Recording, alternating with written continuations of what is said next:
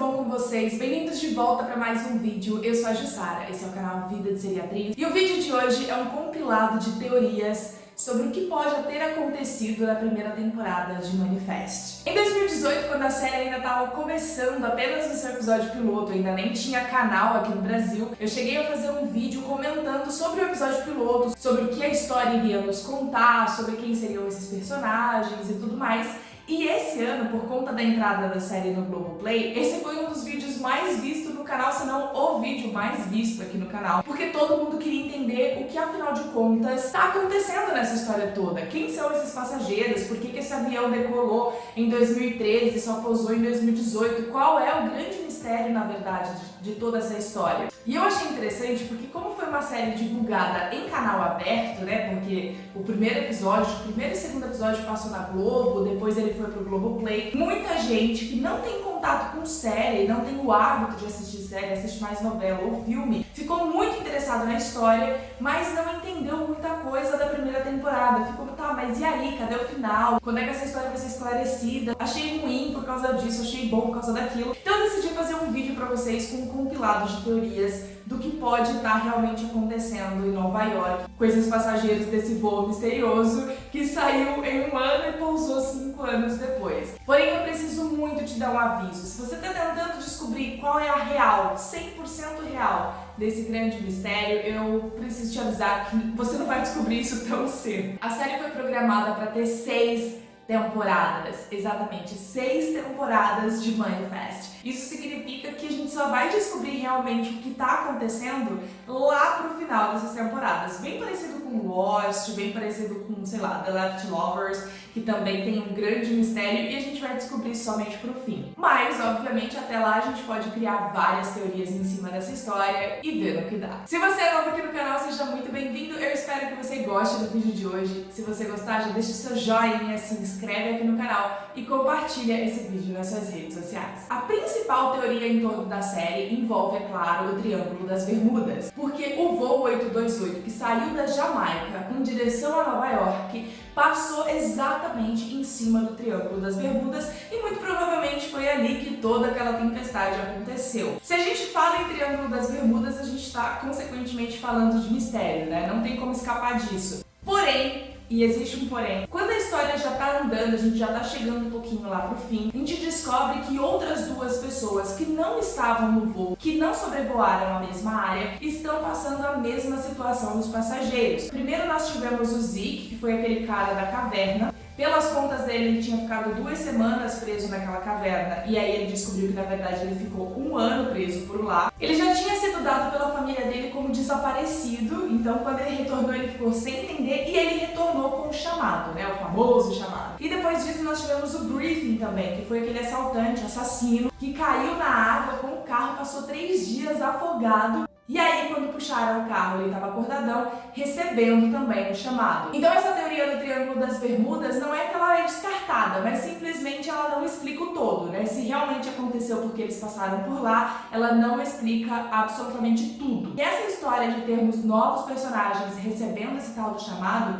amplia a coisa, assim, ridiculamente, né? Porque a gente não tá mais limitado somente ao que aconteceu no avião. Agora a gente pode estar aberto a qualquer tipo de anomalia que esteja acontecendo por aí, envolvendo várias pessoas de várias naturezas, em vários países. Talvez a gente só não sabe disso ainda. A segunda opção é muito gostosa, eu gosto bastante, que é a tal da abdução alienígena, né, gente? Porque a abdução alienígena ela pode acontecer em qualquer lugar, né? Eu posso estar aqui conversando com vocês, gravando esse vídeo, vim aqui um alienígena me puxar pra cima, né? E eu volto aqui depois fingindo que nada aconteceu, mas pra vocês aconteceu, que vocês viram tudo. Então sim, a segunda opção é a abdução alienígena. Eu gosto bastante dessa teoria, porém eu devo confessar pra vocês que eu gosto mais da terceira. E aí talvez essa terceira pode não agradar todo mundo, mas eu gosto bastante dela, que é a ideia de uma intervenção divina.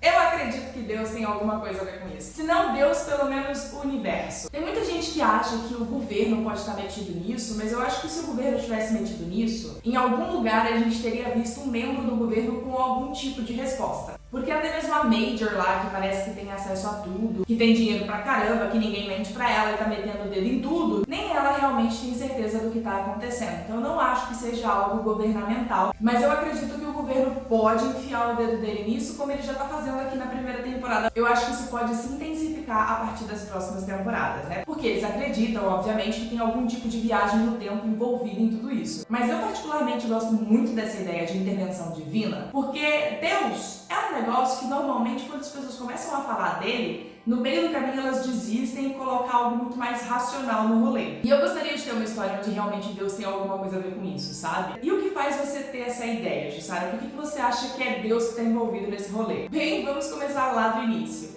Os nossos protagonistas, eles são a Micaela, o Ben e o Cole. É a família do Ben, basicamente, que está no olho desse furacão. E a história já começa com a Micaela, que é a personagem principal, basicamente, e ela acabou de sair de um momento super traumático, né? Porque ela foi responsável, de certa forma, pela morte da melhor amiga dela. Então ela tá com a fé extremamente abalada. E ela vem de uma família que é muito cristã, é uma família muito religiosa, que acredita em Deus e tudo mais. A gente vê, inclusive, um versículo da Bíblia, que é Romanos 8, versículo 28. E a mãe dela usa parte desse versículo para meio que dar uma acalmada, para tentar dar uma acalmada na cabeça dela, né? Porque a filha tá realmente super deprimida. E a mãe dela diz pra ela: sabemos que todas as coisas contribuem juntamente para o bem. E só que a mãe dela não termina, obviamente, esse versículo. A gente vê esse versículo um pouco mais completo mais pra frente, em um bordado, e o versículo inteiro ele diz: sabemos que todas as coisas contribuem juntamente para o bem daqueles que amam a Deus, tem este porém, daqueles que são chamados para o seu propósito. E essa parte dos chamados é super importante, porque depois, um pouco mais pra frente, quando esses passageiros começam a ouvir vozes, a terem visões e tudo mais,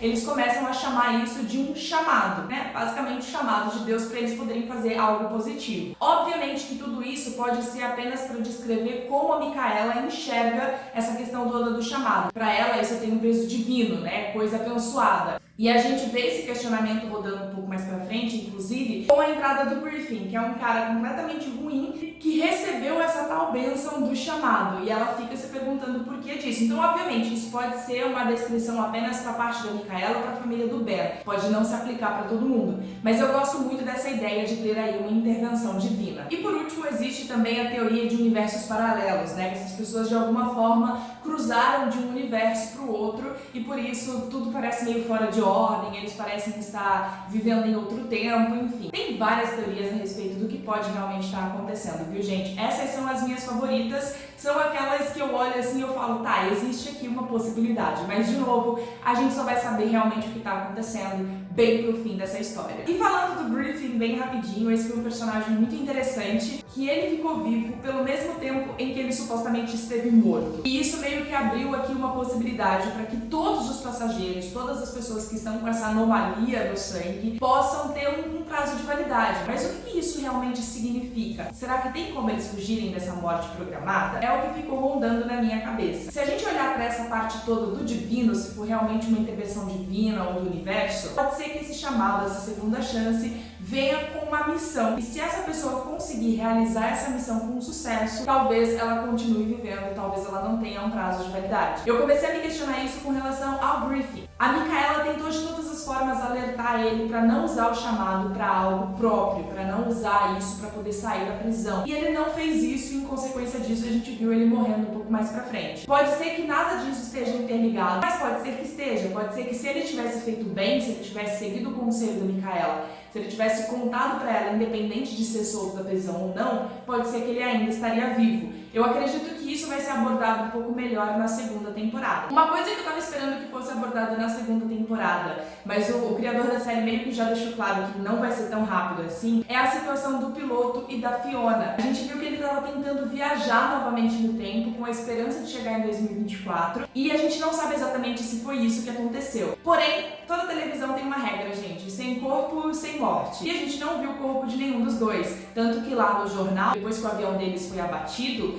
a gente tem a informação de que os dois estão desaparecidos. Então eu acredito que sim, deu certo o plano do piloto, eles conseguiram viajar para algum tempo, porém que tempo é esse, né? Será que eles foram para o passado? Será que eles foram para 2024? E se eles foram para 2024, que é o ano onde supostamente todos os passageiros do avião vão morrer, o que aconteceu com eles? Será que eles chegaram antes de junho? Será que eles chegaram depois? Tem um outro personagem que eu fiquei me perguntando também se morreu ou não, que foi o Vance. Sim, eu sei, o enterro dele já aconteceu faz muito tempo, supostamente ele morreu sim. A gente viu o acidente, a gente viu todas as consequências do acidente. presente, mas eu achei meio suspeito, porque ele era um personagem muito importante pra gente ter visto tão pouco a respeito da morte dele. Outra grande pergunta que fica é quem, afinal de contas, é a tal da Major. Essa mulher tá dando o que falar, tem muita gente que acha que ela é o futuro da Micaela, que a Micaela, na verdade, ficou aí com essa questão do chamado, não soube como resolver tudo isso e voltou pro passado pra poder tentar solucionar isso.